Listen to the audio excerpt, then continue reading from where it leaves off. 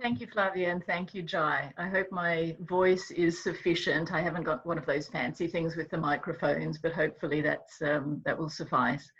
So thank you for this opportunity.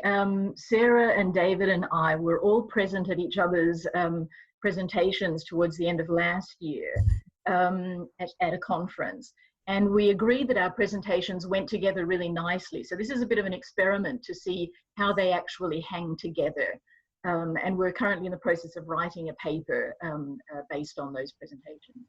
And our question is, are Africans in Australia a diaspora? Can we go to the next slide, Flavia?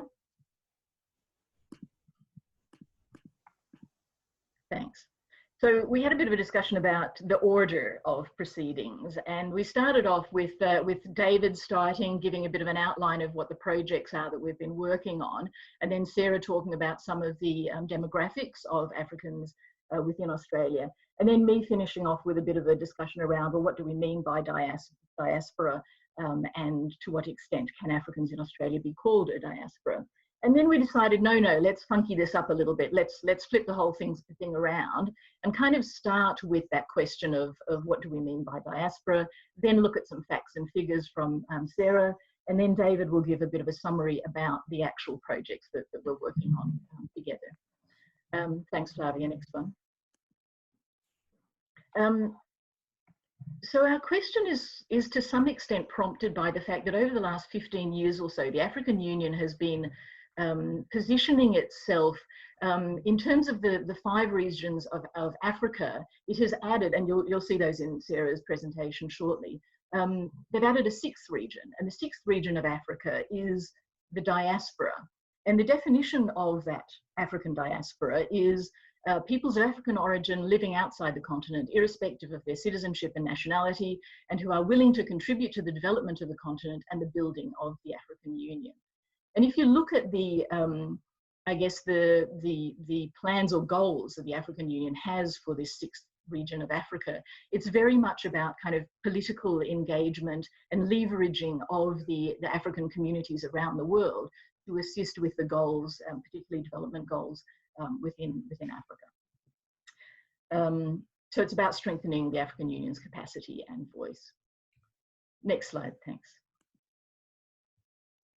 So we have a number of questions generated both from our searches of literature, from existing research that we've already done, and from that single idea of what is this African diaspora that the African Union has pronounced. So we're asking some of the following questions, and we'll return to these a little bit towards the end of the presentation. What value is there in constructing Africans as a diaspora, and for whom is there such a value? Dufoy says that people can't be dispersed without first being together. You can't have a diaspora without actually being a people originally. Is this so? Is that part of what we think of when we think of diaspora? And in what sense were Africans together originally? What are the political and the personal dimensions of diaspora in terms of ongoing transnational relationships? And also we're interested in the economic dimensions too. What is being oriented to? Is it to a continent? Is it to a region? Is it to a nation state, a city, village, a locale? Is it to a people? Is it to a race? And we have this ongoing debate about white Africans in Australia part of the African diaspora. Is it to a lifestyle or a culture? What do we mean when we talk about a collective, the collective of the African diaspora? What tools are being used to construct the diaspora? What ideological, rhetorical, and material tools? And who are these being used by? And what is peculiarly or specifically African about the African diaspora? Now, if you came to the seminar hoping that we would answer these questions, you're going to be a little disappointed because we're not. Basically, we're at the beginning of a couple of research projects, which David is going to talk about, where we ask those questions, and we're hoping to come up with a few of the answers to them, but that will not be for another year or so. Thanks. Next slide. So we came across Ndlovu's book called Becoming an African Diaspora in Australia, and we thought, whoa, the work is already done for us. But in fact, the book is very specific in terms of its focus, but it makes a number of useful points, so we wanted to start with it. So Ndlovu makes the observation that Africans in Australia are very diverse. They are diverse based on ethnic background, on linguistic background, cultural, political dimensions, as well as class background and visa category of entry. So we're not talking about a single group of people. Africans in Australia tend to have been studied in terms of a deficit model. So almost all of the research that exists on Africans in Australia has focused on Africans who have come to Australia under the humanitarian program, and a lot of the research tends to have a bit of a pathologizing kind of angle to it. And again, our projects are designed to try to combat that to some extent. This deficit notion has been exacerbated by the ways in which Africans are talked about by our politicians, and you will all be aware of the whole African gangs thing. And Kevin Andrews in 2007, his pronouncement that they were going to reduce the humanitarian intake because Black Africans were having difficulty integrating into Australian society. So that is I guess the local context which people of African background face when they enter Australia. However, there are growing social networks and interactions within the diaspora within Australia, and Ndlovu argues that these connections are facilitated by certain languages which were used in Africa, cross-border languages which were used. Hello, Rodney, excuse the interruption. And that these are actually being used to facilitate community building among Africans in Australia.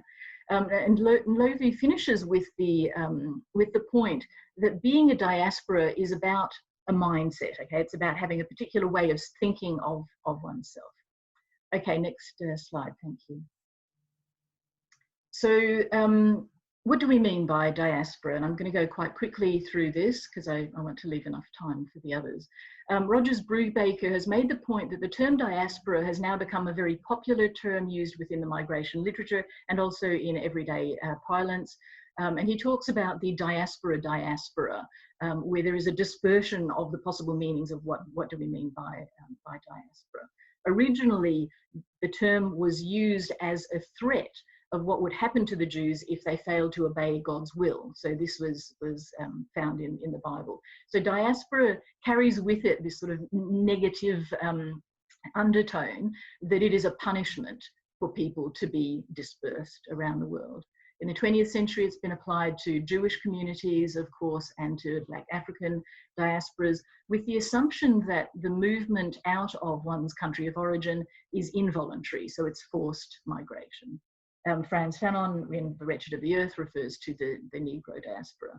The IOM, on the other hand, doesn't have that sort of negative connotation.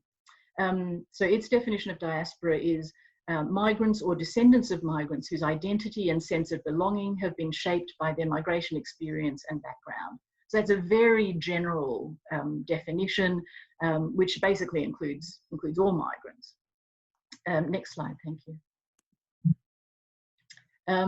So McIntyre and Gamlin, and Gamlin's just written a book about diasporas. Their definition includes dispersed migrant populations that retain a shared group identity and orientation towards a distant homeland.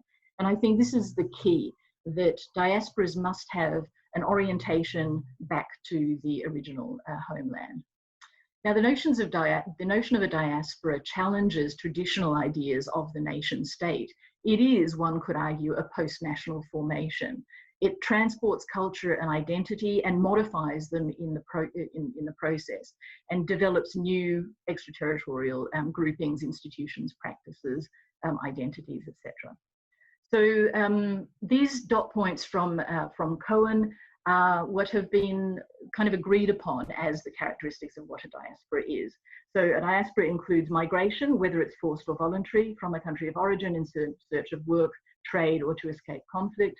An idealized collective memory or myth about the ancestral home, a continuing connection to a country of origin, so there's that ongoing transnational connection, And these last two are important. A strong group consciousness sustained over time. So the idea of oneself as part of a group, so part of a collective, and a sense of kinship, and sorry, there's a typo there, with other diaspora members in other countries. So a sense, for example, of Africans in Australia, that they are also connected with other African migrants around the world, as well as with the countries or region of origin. I want to point out that all of these definitions focus on a country of origin, not on the region of origin. And so I think that's an interesting dimension of the idea of the African diaspora, which is focused on the continent rather than country, and that they ignore other dimensions of collectivity, such as religion or race. Next slide, thanks, Flavia. One more minute. Okay. I think I'm just going to go very quickly through this. Diasporas have been understood as a process, okay, so the process of migration, etc., but also as a condition which is produced out of that process.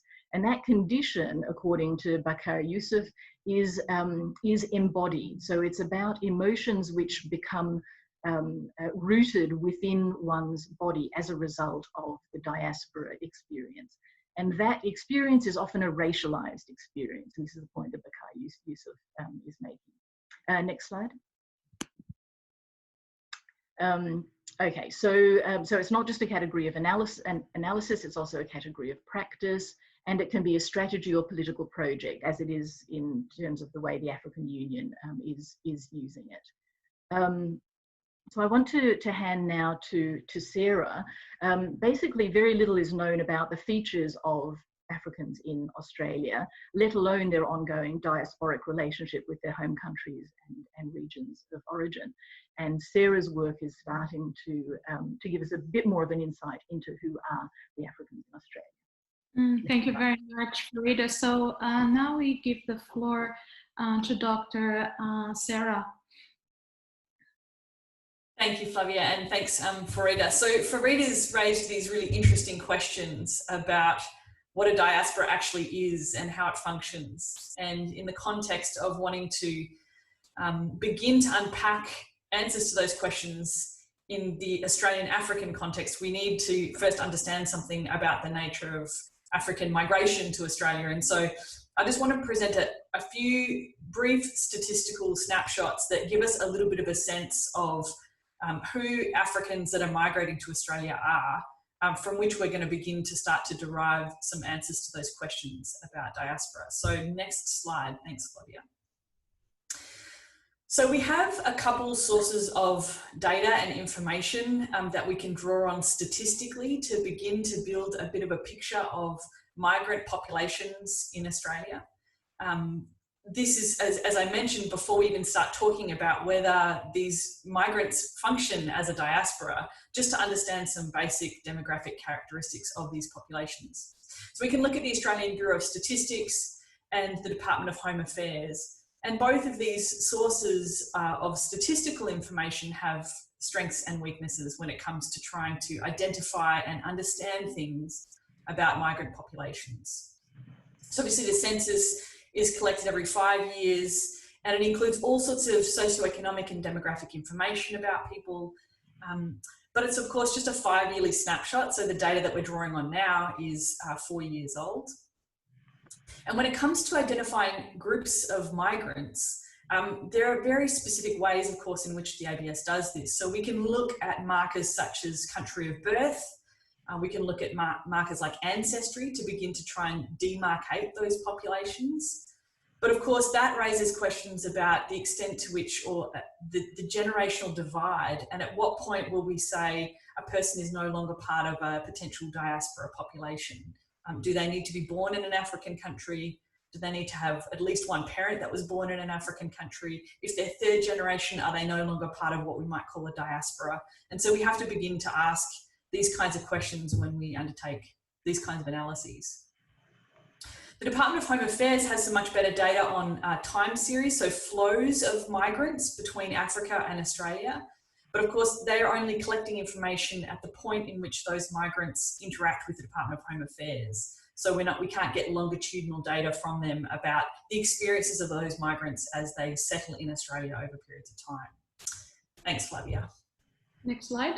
Thank you, yeah. So as a basic snapshot from some of the 2016 data, what we find is that there's a little over 387,000 people living in Australia who identify an African country of birth, so that's first generation migrants. And then there's another 215,000 or so people born in Australia who have at least one African born parent. So these are people born in Australia but who have an African born parent. I've put a little map up here of the continent of Africa divided by the African Union regions, and I've just aggregated country of birth data according to those regions so that you can see where the main sources of migrants to Australia are from. And you can see in particular that those streams are dominated by those from South Africa, or the southern region of Africa, including South Africa, and then East Africa as well. In fact, when we look per country, we find that over 60% of migrants to Australia from Africa come from just 3 countries: South Africa, Egypt, and Zimbabwe. And this raises important questions for us, as Farida has already hinted at, the nature of people's experiences in integrating in Australia as potentially diaspora communities, as migrant communities, on the basis of kind of racial and ethnic differences. So I'll talk about that just a bit more in a moment, but the other point to note here on this slide is just that most of those Africans that live in Australia today, or at the 2016 census, have arrived since the 1970s, and most of them have arrived since the 1990s. So it's by no means a recent migration stream. We're just talking about people that are alive in Australia today. But there has been a large uptick in migration from different parts of Africa to Australia since the 1990s. Okay, next slide, thank you. So if we drill down, as I mentioned, almost half of migration to Australia from Africa is from South Africa and Zimbabwe, and this raises questions for us about people's differing experiences of integration on the basis of their racial and ethnic differences from mainstream Australian populations. And so if we have a look at South African born and Zimbabwean born people living in Australia, this is a breakdown of how they identified their ancestry on the Australian census. So where we're in South Africa, for example, that there are particular racial categories of how people might identify themselves, those are not being used here. This is just a look at the way that people identified their ancestry, their top 2 ancestries, once they arrived in Australia. And you can see that in both countries, the vast majority of people identify similar ancestry backgrounds to what we might see amongst white Australians. So those from the UK, from Europe, North America, Afrikaans.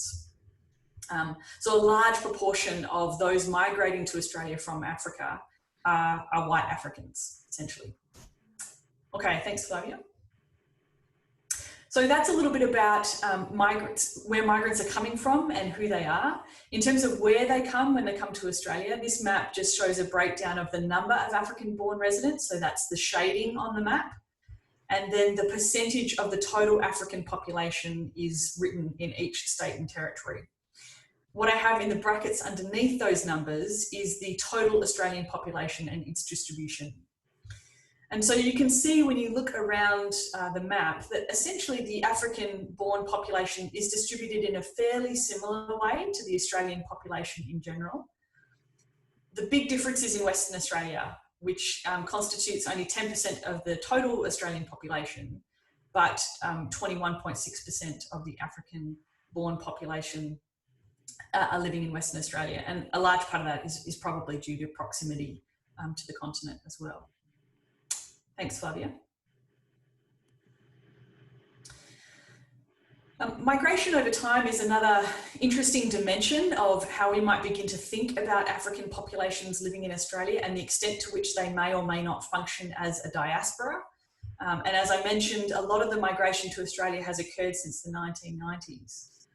These data show us information from 2004 up to 2016 from the department, from the ABS actually, but originally from the Department of Home Affairs.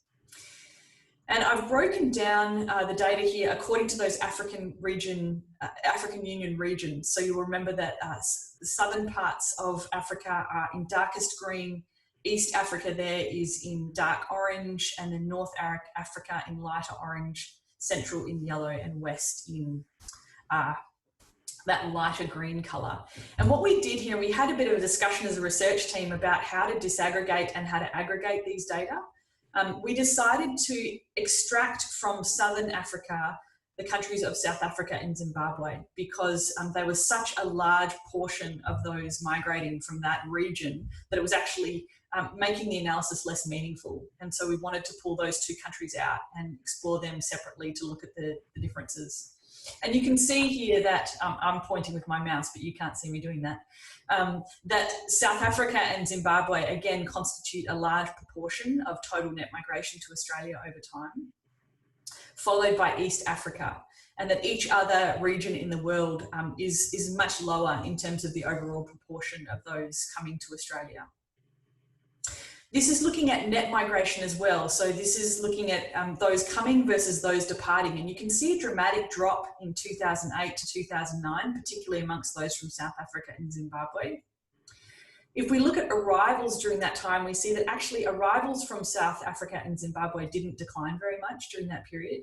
And so we have to assume that this data is largely affected by people, a large chunk of those from South Africa and or Zimbabwe moving back to Africa at the time.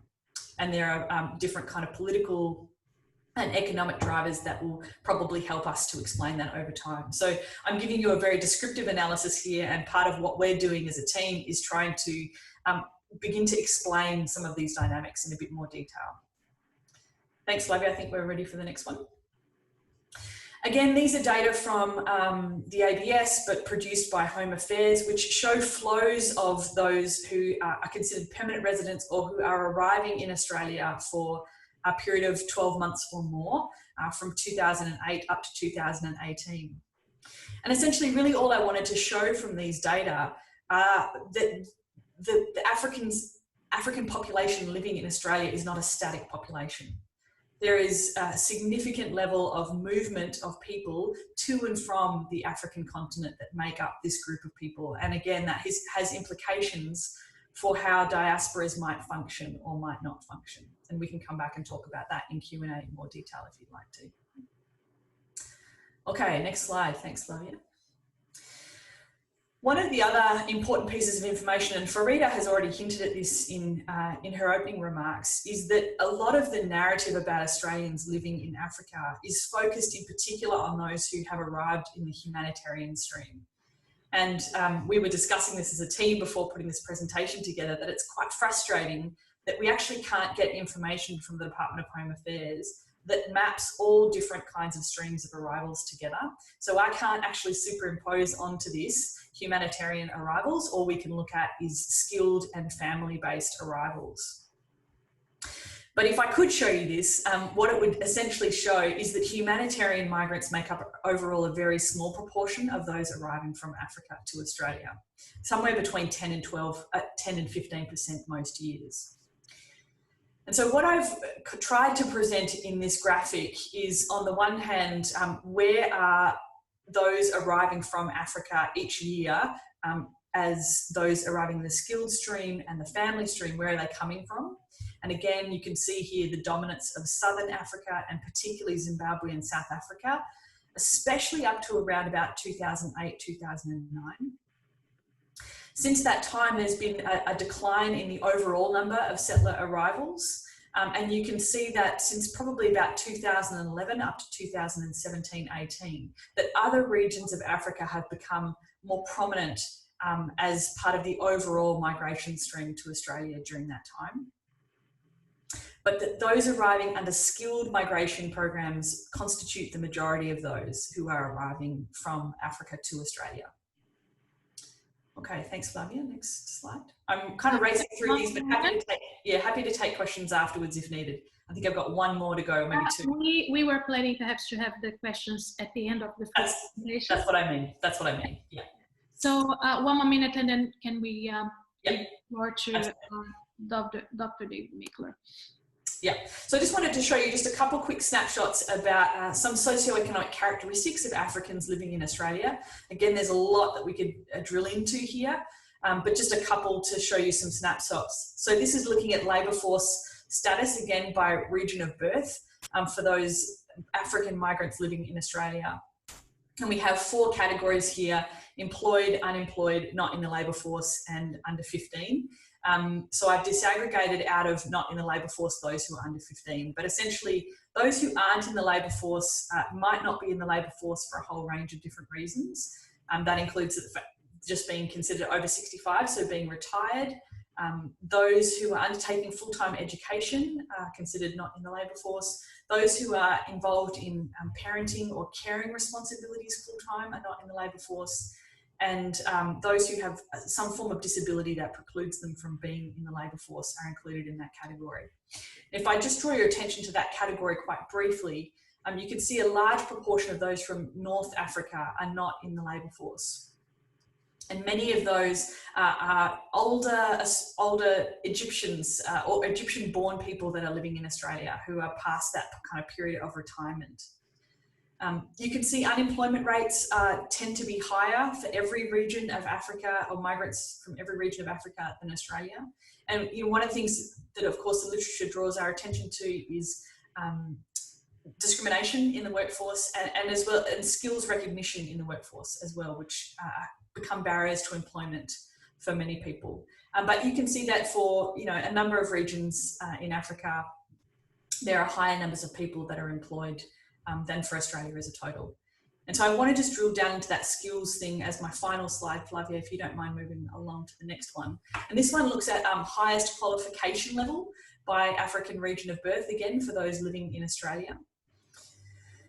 And what you can see here, if you have a look through, is that in most cases, and particularly from advanced diploma onward, those African-born people living in Australia, on average, tend to have higher qualifications than those living in Australia.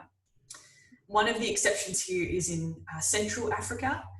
Most of the migrants from Central Africa that are living in Australia today come from countries such as the Democratic Republic of Congo, Burundi, and Congo, all places that have high levels of protracted conflict, many of whom have probably arrived in the humanitarian stream.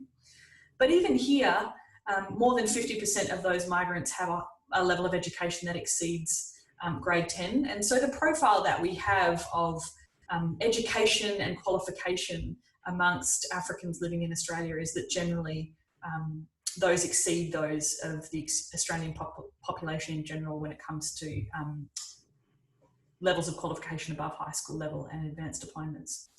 So in my last slide, just to kind of summarise some of those key messages, if you don't mind moving us forward, Flavia. As I mentioned, about 2.6% of the Australian population were born in Africa or had a parent who was. Most of that population, I shouldn't write diaspora there, we decided to kind of put that in brackets where we had it, is dominated by people from Southern and East Africa, and increasingly from East Africa.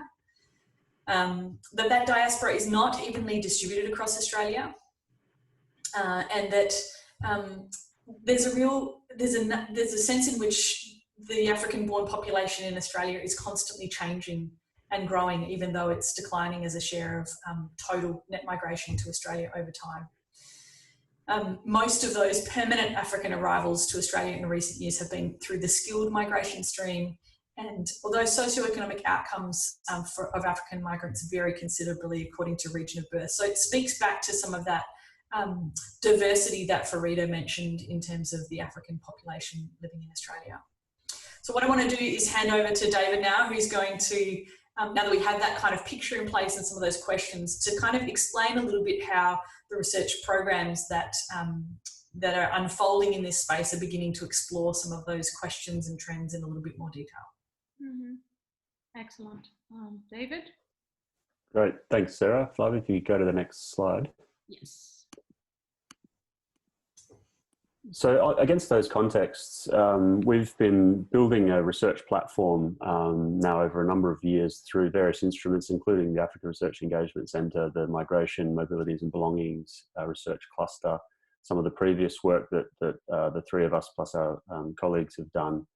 And we brought some of this together last year in what we called the National African Australian Diaspora Engagement Conference, which was really the first of its kind in the sense that it tried to bring together academics, policy makers / practitioners, and African community organisations from across the country. So we had a range of people come from the East Coast, join with us in Perth, to really examine how we can work together better as three sort of sectors, if you like, to address issues that are of importance to the African diaspora in Australia, not only in terms of issues within Australia itself, but also the transnational connections back to the African continent and beyond that.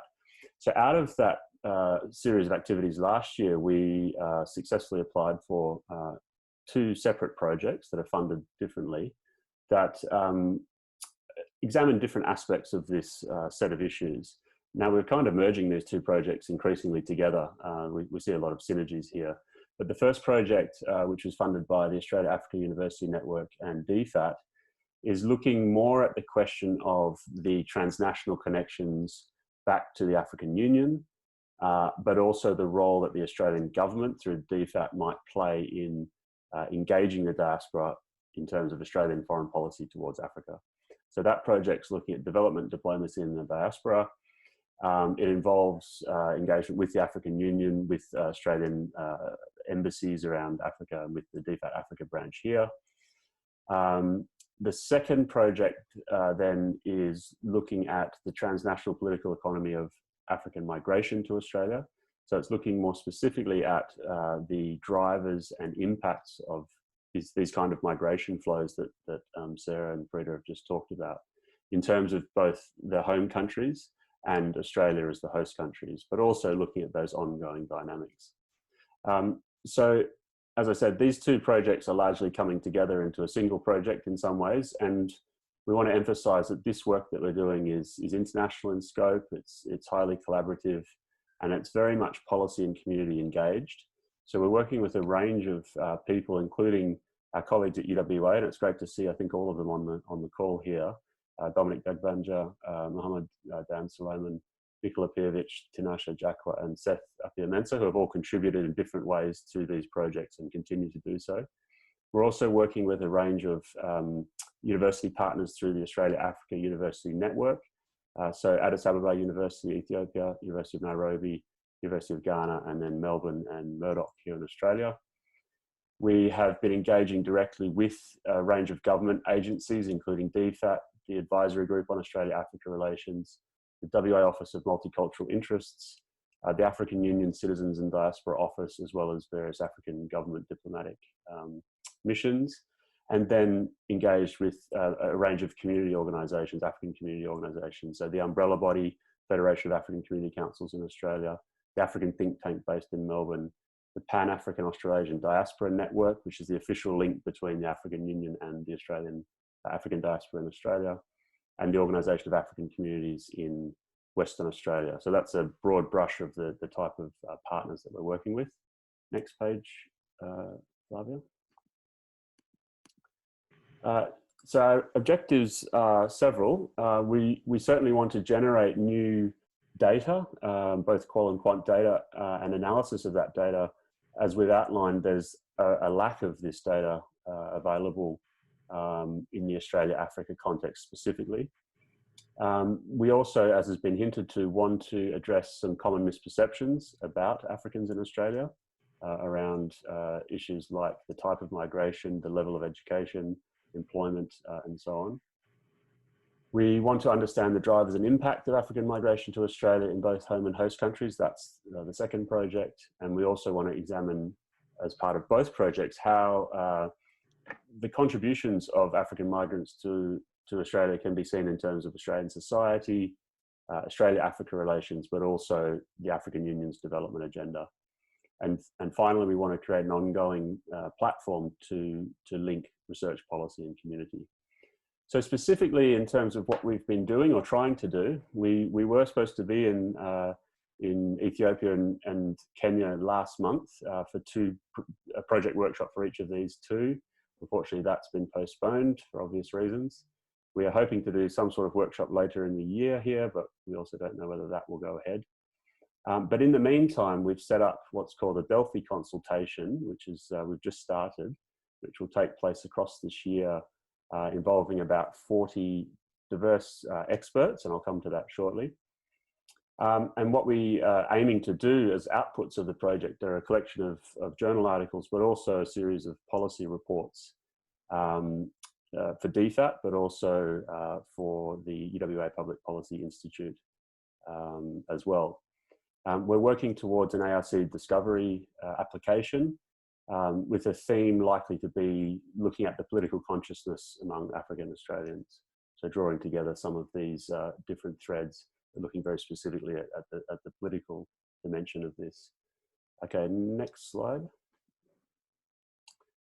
So I just want to finish by talking a little bit about the part of the project that's really exciting and going ahead at the moment, which is the Delphi consultation process that we're doing.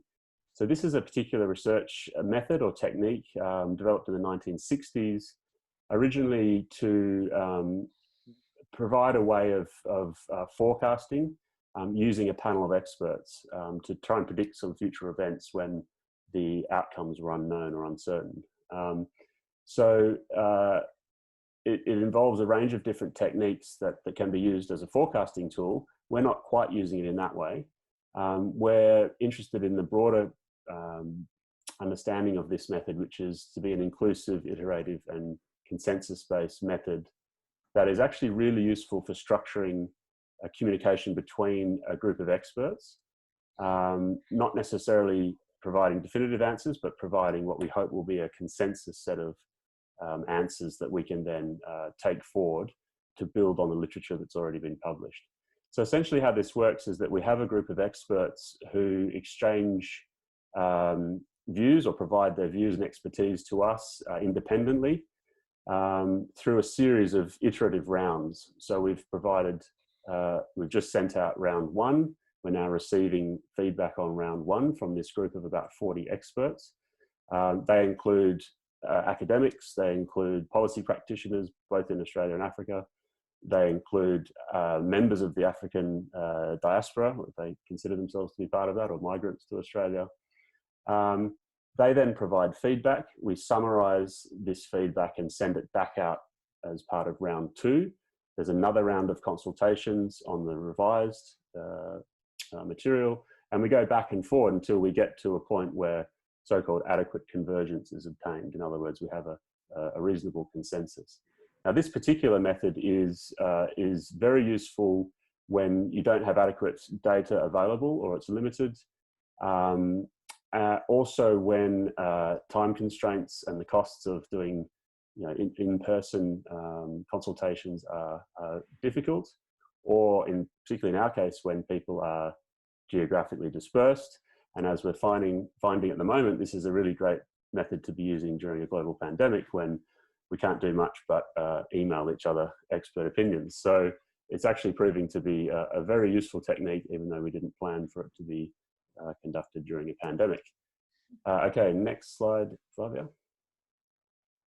And so what we've done is we've created a literature review, a summarized literature review. We've sent that to the expert panel to help them and to prompt them. And we've structured that around a series of fairly general questions around what are the drivers of migration, how are African migrants in Australia engaged with home communities across a range of different sectors, what are the benefits and challenges of these engagements, and how might these kind of engagements be enhanced in the future. So that's the literature review. And Flavia, if you go to the very last slide. We've then, on top of that, sent them a series of fairly targeted questions where we're asking them to then provide their expertise, which we then hope will build on the literature that's already available. So we've just started to receive the first round of feedback from the Delphi experts. It's trickling in. We've given them a deadline of this Friday.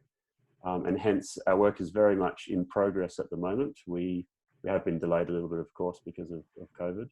But we're really excited now to use this technique as a way to build a set of data that otherwise would be very difficult to obtain. So I'll leave it there and hand over the Q&A.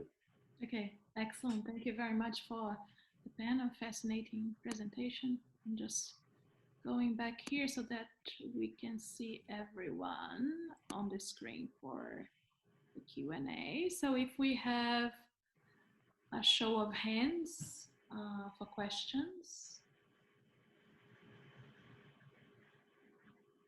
Do we have questions? AIIA WA. Yeah, Dominic, I don't know why that I don't know why that name came to appear there. Oh, I know the person all right, but I don't know how the name came to appear there. So I'm sorry, and I didn't recognize you. My apologies. No, that's all right. Please, you have the floor, please. Yes, let me say thank you for the presentation, which I think is very relevant for the topic that we are currently looking at. Now, I was looking at a number of things while you were presenting, and particularly in relation to Sarah's presentation. I'm not sure I got it how the data speaks to the level of unemployment among skilled migrants, African skilled migrants. I remember some time ago when I was in New Zealand, I met somebody who came from India, and she was there on a skilled migrant visa, and yet she didn't have a job.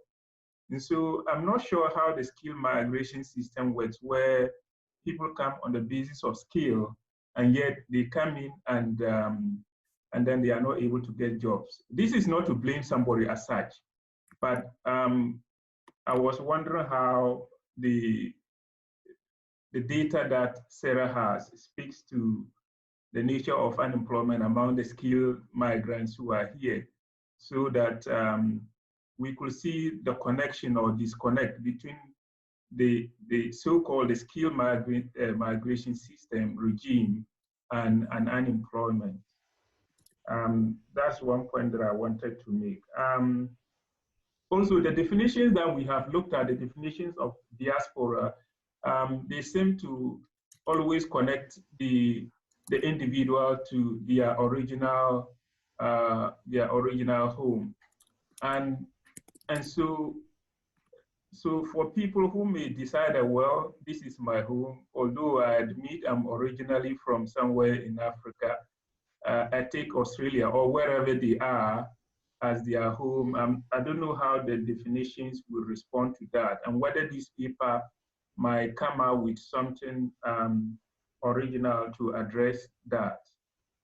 And then the other component of my question is, I don't know how relevant is the definition of Africa diaspora by the AU is for your purposes of your study, because it seems to an element of that definition is willingness to contribute to the development of the continent.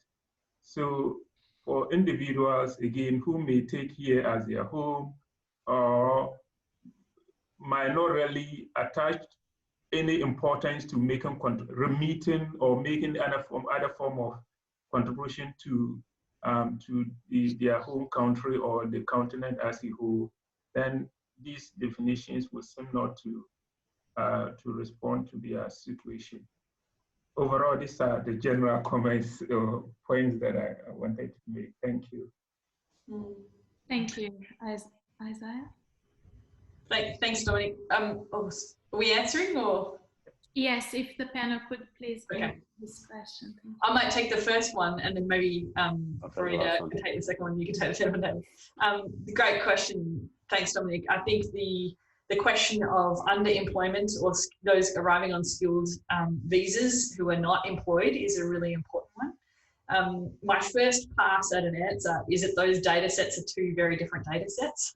And sometimes as I've been going through this analysis, I have felt like these things are kept deliberately separate from one another. So it's more difficult to analyse some of these kinds of questions. I'm not sure if that's actually true, but it has been frustrating at a number of points. So the data on the kind of stream that a migrant enters through is from the Department of Home Affairs, and the data on employment comes from the ABS. And those are two separate data sets, and there's really no way to marry them, unfortunately.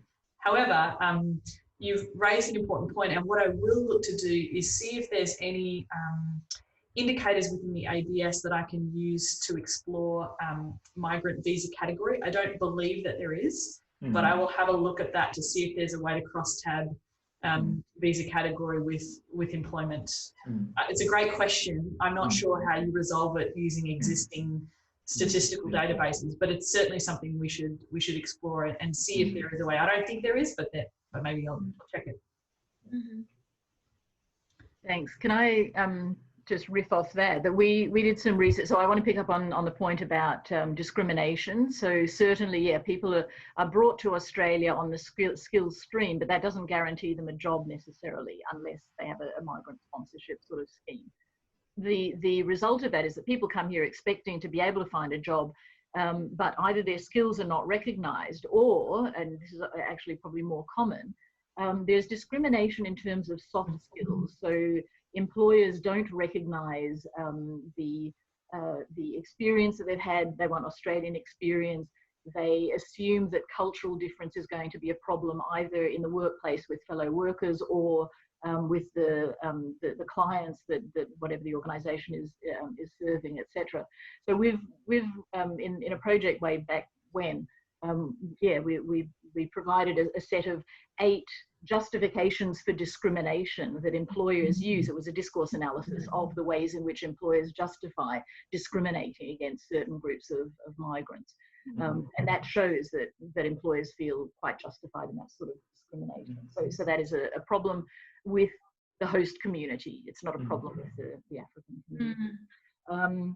In terms of, yeah, your interesting question about belonging and, you know, the assumption that the diaspora needs to feel an ongoing affiliation with the country or region of origin, that's exactly the interesting question that we're asking. And again, in some other research that I've done with other colleagues, we were looking at the ways in which people of refugee background feel about this sense of belonging in Australia. And what we found, because there's this theory that refugees will be sort of post-national and cosmopolitan, won't have a strong nationalist feeling because they've been dispossessed of their home. But in fact, what we found was that people felt a strong sense of civic nationalism, of a kind of a bond to Australia because they had been allowed to settle here, because they had access to the various services, etc. But they also aspired to a sense of ethnic belonging in Australia. So a kind of a deeper, what they saw as a deeper sense of belonging. And these were often refugee background people with African backgrounds. So that's really an interesting dimension. And I think if we can get up this discovery project that looks at kind of political engagement, it's going to be interesting to see how people orient to both Australia and to Africa in that sense. Yeah. I'll jump in on the African Union question. So the African Union had to amend its constitution to include the diaspora in the definition of who is an African very soon after the constitution came out. And the initial emphasis was on what the diaspora could do for the continent. And I think there was some pushback against that. Obviously, the definition that the AU puts forward suggests that there's this obligation on behalf of the diaspora to contribute to the continent. But the discussion seems to have evolved to one of mutual benefit, and also what the African Union or collectively the African organisations can do for Africans in the diaspora, particularly in issues or common issues around inequality, around discrimination, racism, as well as using global institutions to fight those causes. So I think it's softened in some ways to become a much more a conversation around mutual benefit. And at the same time, you've had a push by diaspora organisations for meaningful opportunities to engage through the AU system. So officially, the AU Economic, Social and Cultural Council has seats available for diaspora organisations to be part of the functioning of the organisation. There's other things like the creation of dual citizen regimes in some African countries to support the sort of transnationalism. But I think there's a frustration that diasporas haven't really had the opportunity in meaningful ways to contribute to the organization. And there's also some hostility around who controls diaspora organizations and whether they're sort of potentially agents of foreign influence on the continent. So these are really interesting but sort of unresolved questions. Thank you very much, David, and for the entire panel. Any more questions? If you can have a show of hands. Seth? Thank you, everyone. Thank you for the presenters. This is a very interesting and exciting topic. I have two quick questions. One is exactly to take off from where David left off about the definition that AU gives to the diaspora and how that relates to what Sarah said about the ancestry. Sarah was looking at whether third generation Africans should be also count as diasporians. And I think if we go back to the definition, it will help us, the AU definition, because AU definition is broader and it talks about African Americans and Africans and the Caribbeans who went there several hundred years ago. So if they are counted as diasporians, then third generation Australians, definitely yes. So I think that could be answered within that frame. And then the other thing about your research questions, probably you may want to also look at seriously why some Africans, although there may be few, why do they return home? Why do they return home? Because there might be something that is disincentivizes them to go back home. If there's no incentive for them to any longer stay here, what is it? And I think that would be very critical for our studies. Thank you. Yeah, that is a component of the research that we're doing, Seth. And in fact, we've got a couple of partners in Kenya and Ghana, and one of those partners, that's her focus. Her focus is on return migration. Good.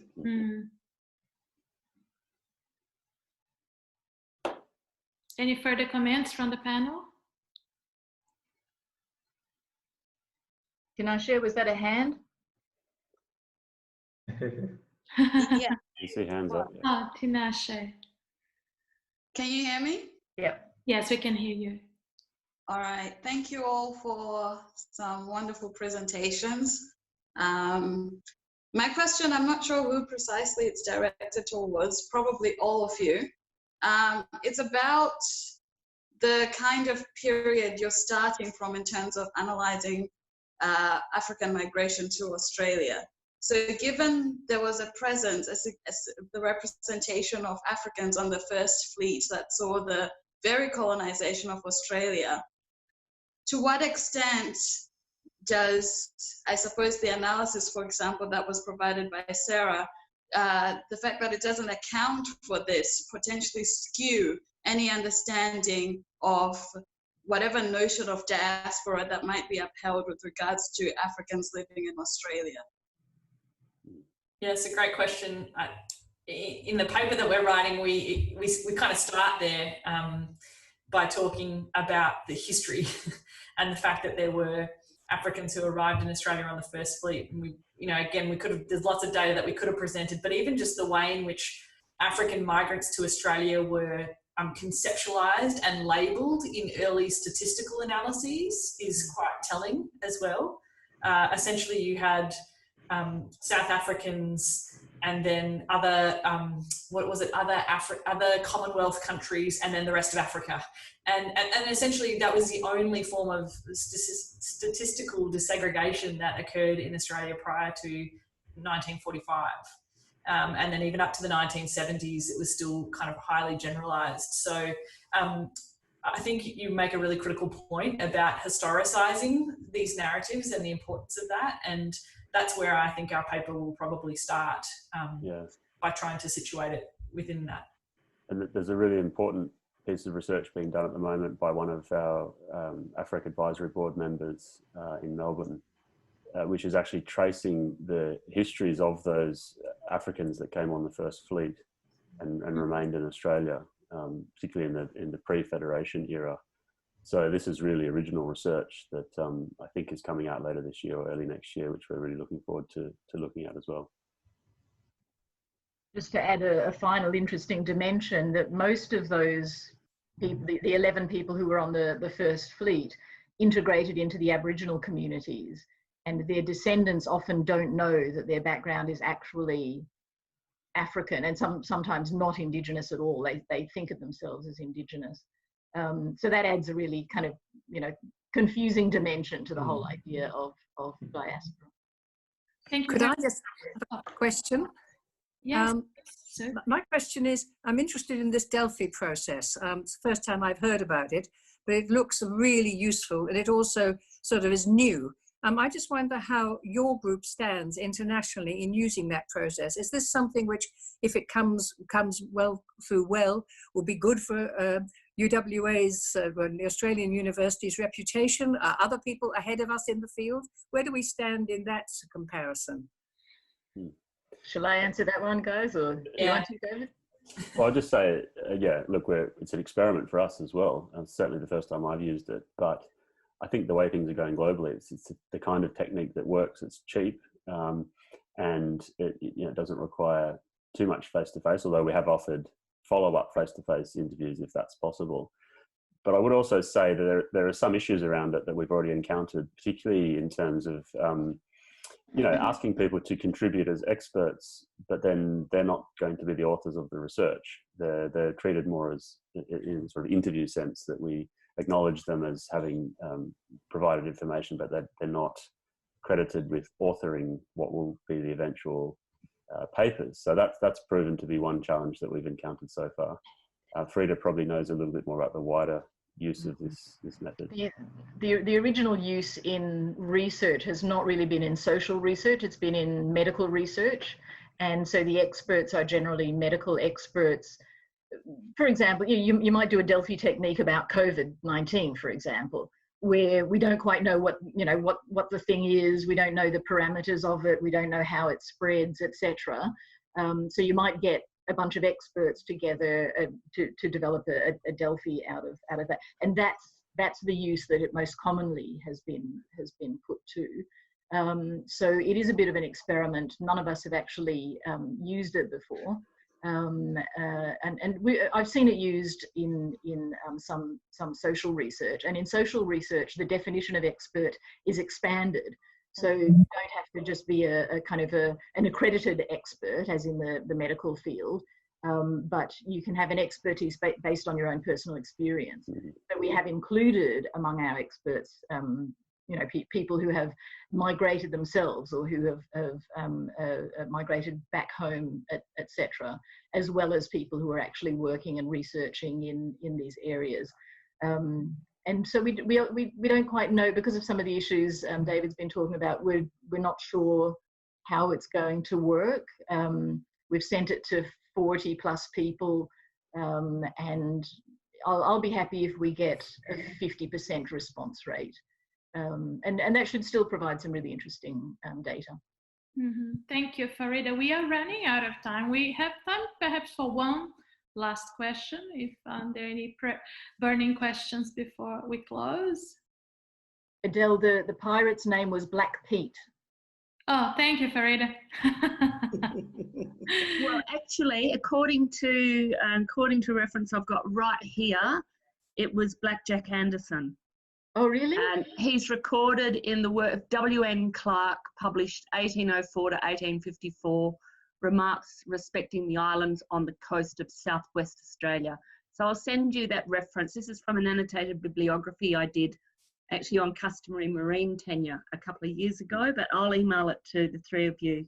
Okay, I've heard him referred to as Black Pete, but so it'll be good to put the literatures together. Just a question, About the internet, they never had consensus in those days on naming things. Yes, Adele, if you can please send it to me, I can just share with everyone who attended the seminar. Yeah, I was just going to ask Farida, is there a way to record those written comments? I don't have time to read those during the written chats. It's a little bit challenging. I'll just cut and paste it somehow before it closes. Okay, fantastic. So do we have any last questions before we close our seminar? No more questions. So I would like to thank everyone for joining us for a very interesting and enlightening presentation. And fantastic conversation. I would like to give the floor now to our discipline chair, Associate Professor Jai Chain, to close the meeting. Well, half a minute. I think this is the best occasion for me to represent the entire discipline, to acknowledge the hard work and the contribution from our very own African diaspora community right in our corridor, which came into being largely thanks to thriving research and engagement by David Mickler and his center. So that's really fantastic. And thank you for your support all this time. And as soon as we work out the details for next semester's seminar program, you'll duly receive our notices. Until then, take care, and thank you to Flavia. Okay. Thank you, Jai. Well, thank you, everyone. We are closing the meeting now, and yes, keep well and safe. Thank you very much for the discussion. Thank you. To everyone.